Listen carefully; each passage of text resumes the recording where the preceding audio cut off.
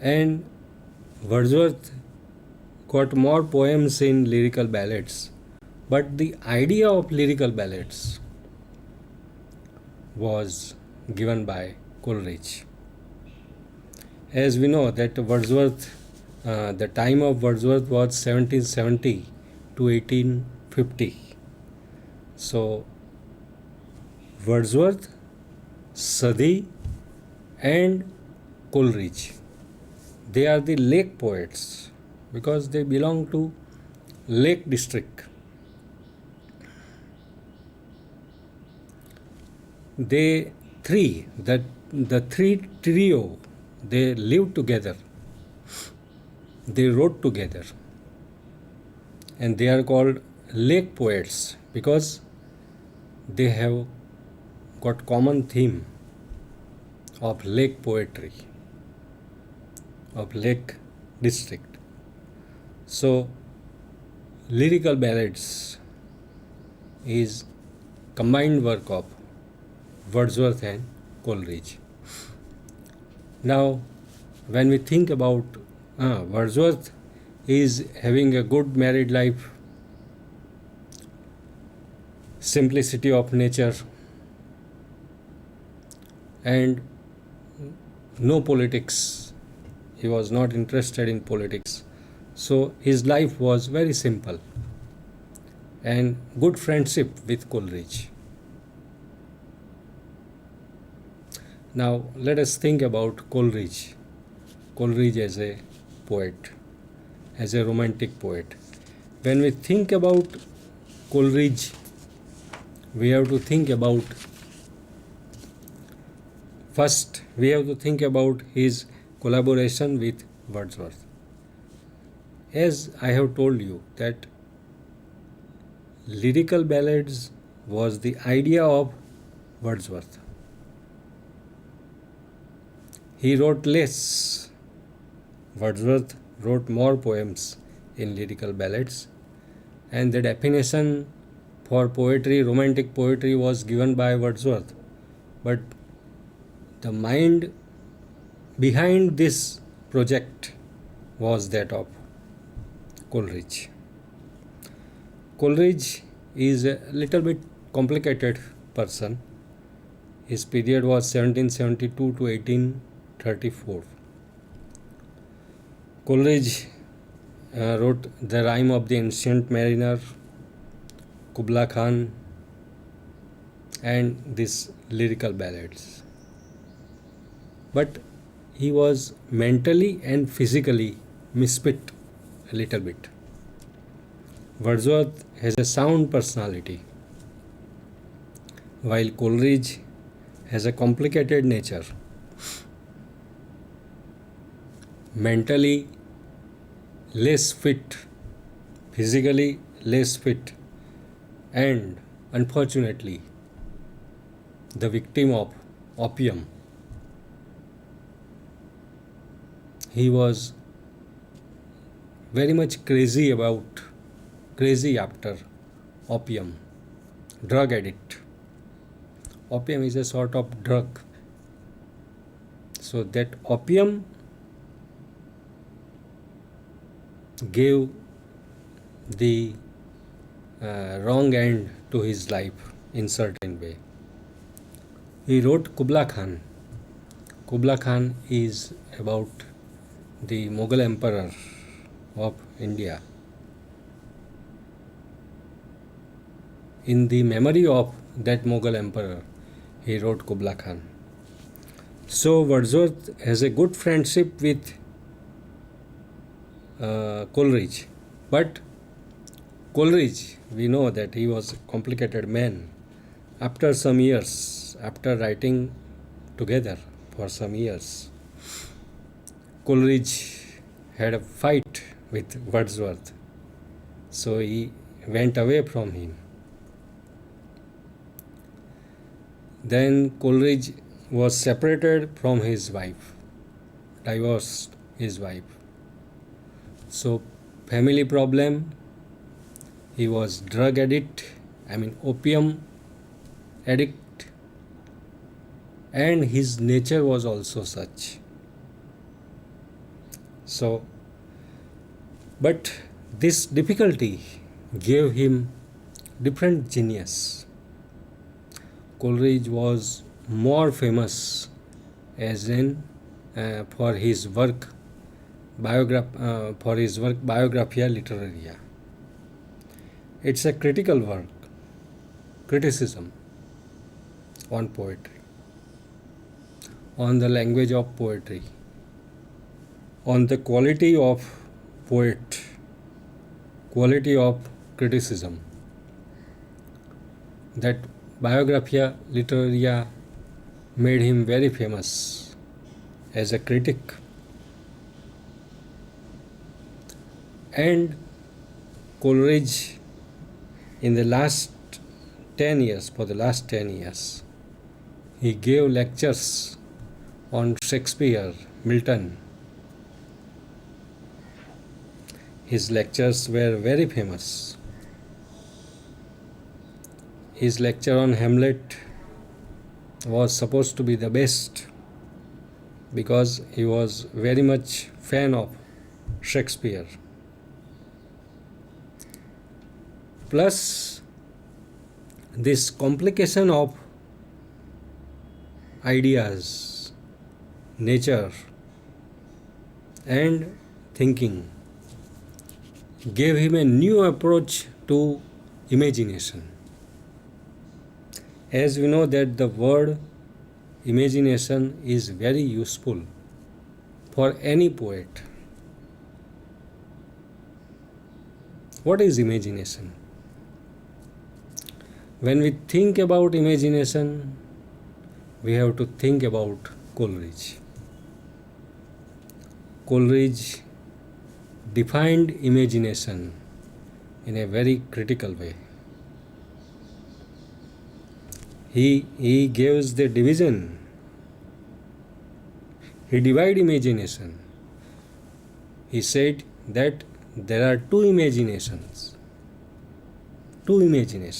for every poet: primary imagination and secondary imagination.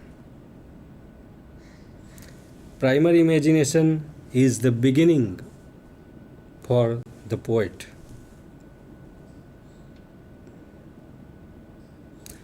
When the poet is starting writing a poem, that is due to primary imagination. Now that spontaneity which was talked by Wordsworth, that spontaneity gives primary imagination for starting poetry. And when the poet goes into poetry writing, the secondary imagination starts. So the poet is having primary imagination, secondary imagination. Then Coleridge also give definition about fancy and imagination. When imagination fails somewhere, when imagination stops somewhere, breaks somewhere, or didn't succeed somewhere, it can't be called imagination, true imagination. It can be called fancy. When we say that I have fancy for this, and when we say that it is my imagination about this, it makes difference. So for the first time, Coleridge defined imagination, fancy and imagination. Primary imagination, secondary imagination. Now, when poet enters into secondary imagination, he is on the way to finish his poetry successfully. because he has cleared that spontaneity which was talked by Wordsworth. So his imagination is true for his poetry. And a true poet one can find when poet crosses primary imagination and secondary imagination. So Coleridge is a famous critic first, I think. Coleridge is a poet, romantic poet, but his poetry will not stand or his poetry didn't have that height which Wordsworth had. If we give the numbers in poetry, I think Wordsworth would be number 1, then Coleridge number 2. But Coleridge is more famous as a critic of poetry, critic of criticism, and critic of imagination.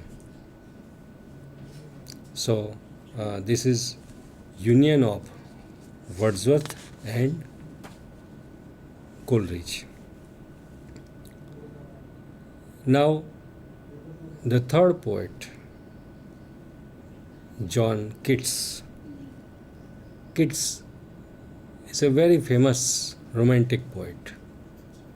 Keats and Shelley both died at a very young age. They lived very short life. And Keats wrote famous odes in English. Keats's poetry is true poetry, true romantic poetry. Now when we come to Keats, we are in the middle way of romantic poetry. We have a strong base of romantic poetry when we passed through Wordsworth and Coleridge. Wordsworth put strong foundation of romantic poetry. Coleridge made it stable, and in that atmosphere Keats enters. So Keats is a very famous ode writer. His poetry is pure poetry of romanticism. His ode to a skylark, ode on a Grecian urn, ode on melancholy, on indolence, and ode to a nightingale. So when he approached that odes, I think you know ode because ode is a very famous part of poetry.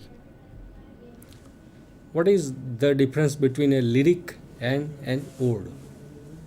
When you describe nature, lyric can be have any subject,